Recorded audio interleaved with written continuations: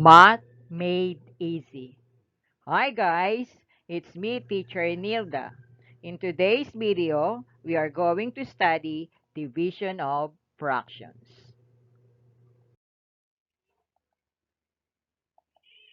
Before we proceed to our lesson proper, let me explain first the meaning of reciprocal.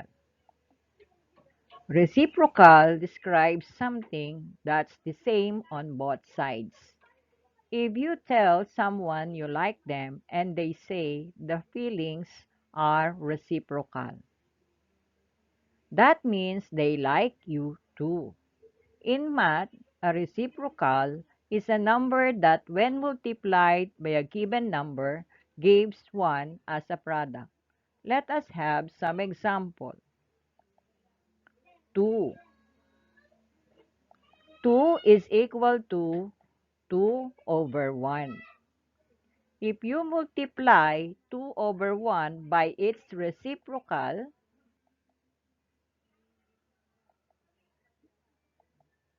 2 times 1, 1 times 2 will give an answer of 2 over 2.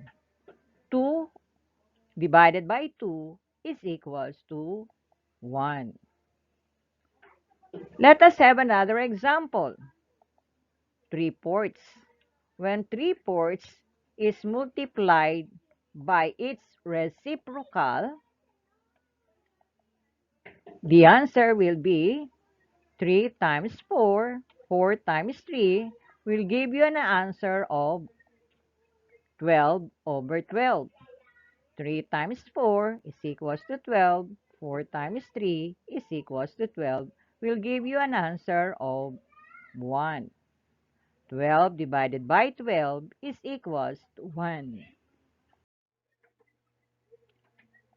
Let's proceed. Let us have the first example. Dividing fraction by fraction. 6 over 15 divided by 3 over 20 is equals to n.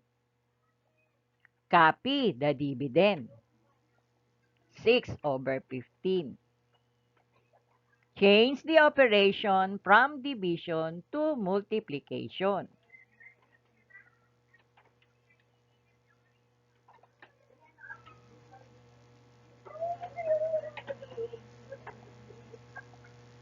Get the reciprocal of the divisor.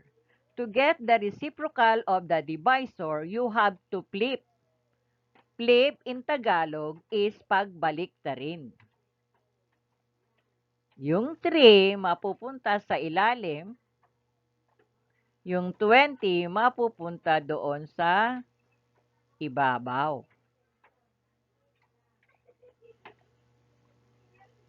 6 over 15 times 20 over 3. If there is a common factor between numbers, use cancellation method. Analyze the numbers. For example, 6 and 3 has common factors. So we need to get the greatest common factor of 6 and 3. What do you think is the greatest common factor of 6 and 3? Yes, 3. So we need to divide 6 and 3 by its greatest common factor. 3 divided by 3 is equals to 1. 6 divided by 3 is equals to 2. How about 15 and 20? 15 and 20 has common factor 2. So we need to get the greatest common factor of 15 and 20. What do you think is the greatest common factor of 15 and 20? It's 5. So we need to divide 15 and 20 by its greatest common factor, 5. 15 divided by 5 is equals to 3. 20 divided by 5 is equals to 4. Multiply the numerator. 2 times 4. Multiply the denominator. 3 times 1. 2 times 4 is equals to 8. 3 times 1 is equals to 3. What kind of fraction is 8 over 3? It is an improper fraction. We need to simplify the fraction 8 over 3. So how? If the answer is an improper fraction, divide the numerator by its denominator.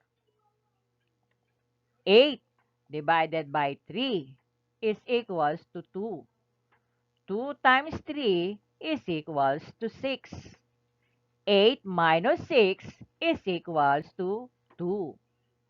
The remainder 2 will become the numerator, and the divisor 3 will become the denominator.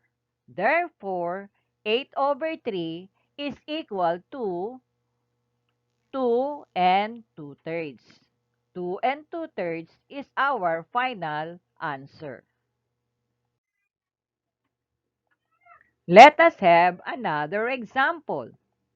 Dividing fraction by fraction. 4 over 18 divided by 12 over 9 is equals to n. Copy the dividend, 4 over 18. Change the operation from division to multiplication.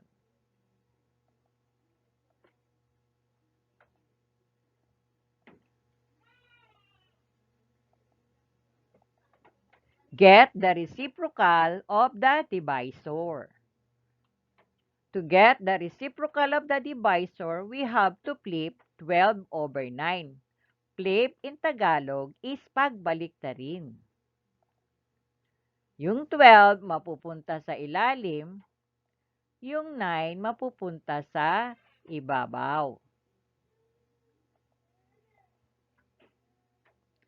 4 over 18 times 9 over 12 equal. If there is a common factor between numbers, use cancellation method. Analyze the number. For example, 4 and 12. 4 and 12 has common factor. So we need to get the greatest common factor of 4 and 12. The greatest common factor of 4 and 12 is 4. So we need to divide 4 and 12 by its greatest common factor, 4. 4 divided by 4 is equals to 1. 12 divided by 4 is equals to 3. How about 9 and 18? 9 and 18 has common factor 2. The greatest common factor of 9 and 18 is 9. So we need to divide 9 and 18 by its greatest common factor, 9. 9 divided by 9 is equals to 1. 18 divided by 9 is equals to 2. Multiply the numerator. Multiply the denominator. So 1 times 1 is equals to 1. 2 times 3 is equals to 6. Therefore, our final answer is 1, 6. Let us have another example again. This time, dividing whole number by fraction. 8 divided by 7 over 5 is equals to n. Copy the dividend. Rename the whole number into a fraction by putting 1 under para hindi kayo malito. Change the operation from division to multiplication.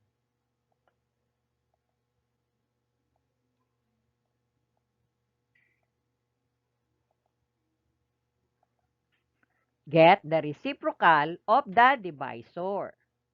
To get the reciprocal of the divisor, we need to flip 7 over 5. Flip is pagbaliktarin in Tagalog. Yung 7 mapupunta sa ilalim, yung 5 mapupunta sa ibabaw.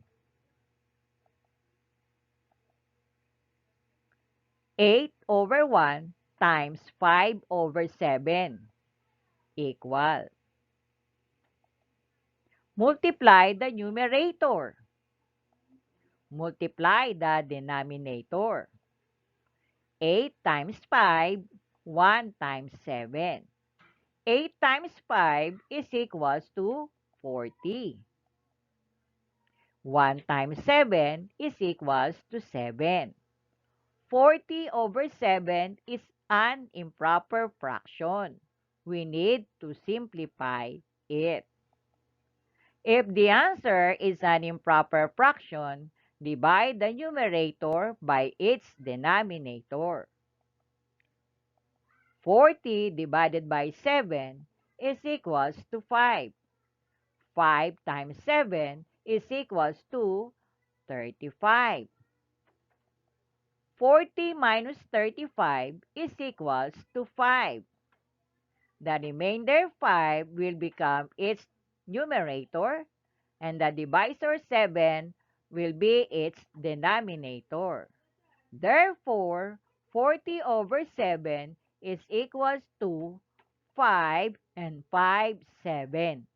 5 and 5/7 is our final answer. Let us have another example.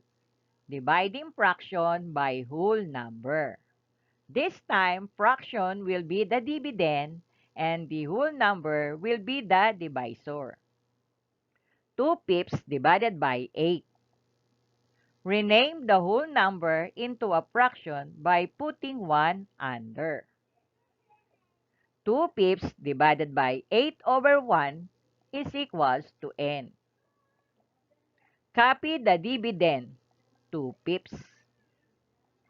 Change the operation from division to multiplication.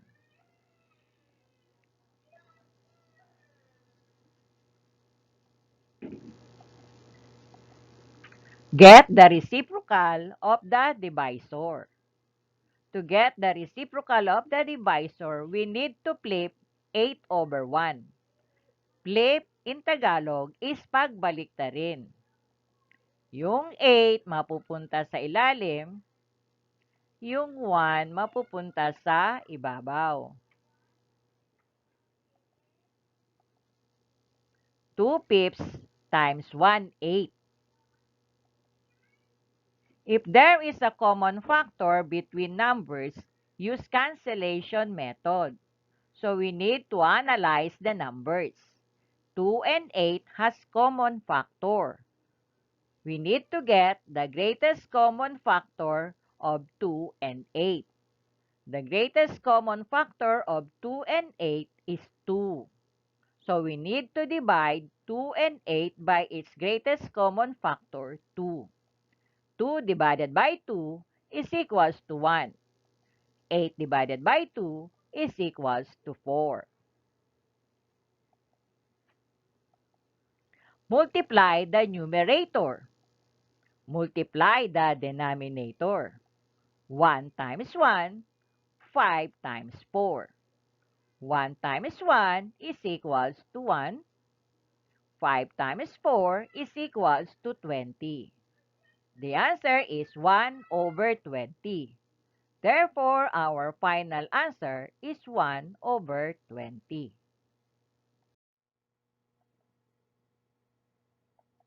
Let's take a look at the last example, dividing mixed number by a mixed number.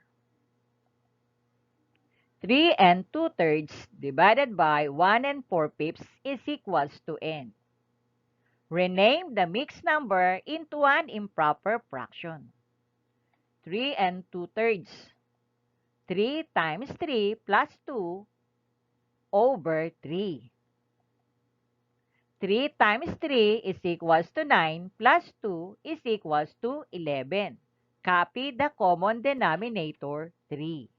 Therefore, 3 and 2/3 is equals to 11 over 3. What about 1 and 4/5? 5 times 1 plus 4.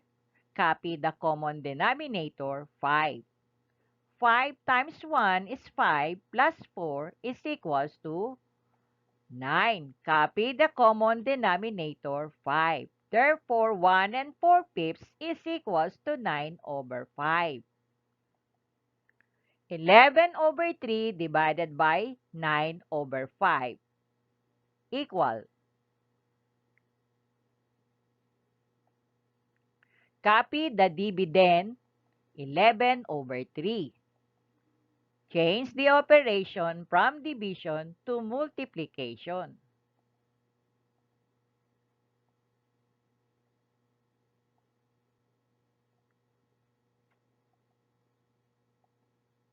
Get the reciprocal of the divisor.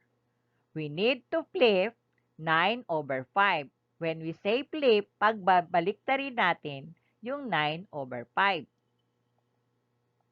Yung 9 mapupunta sa ilalim, yung 5 mapupunta sa ibabaw. 11 over 3 times 5 over 9. Multiply the numerator, multiply the denominator. 11 times 5 is equals to 55. 3 times 9 is equals to 27.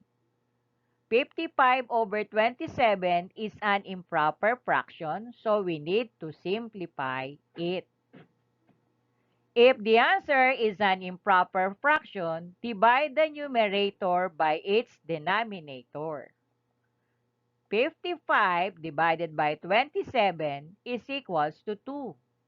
2 times 27 is equals to 54. 55 minus 54 is equals to 1. The remainder 1 will be its numerator. The divisor 27 will be its denominator. Therefore, 55 over 27 is equal to 2 and 1 over 27. 2 and 1 over 27 is our final answer.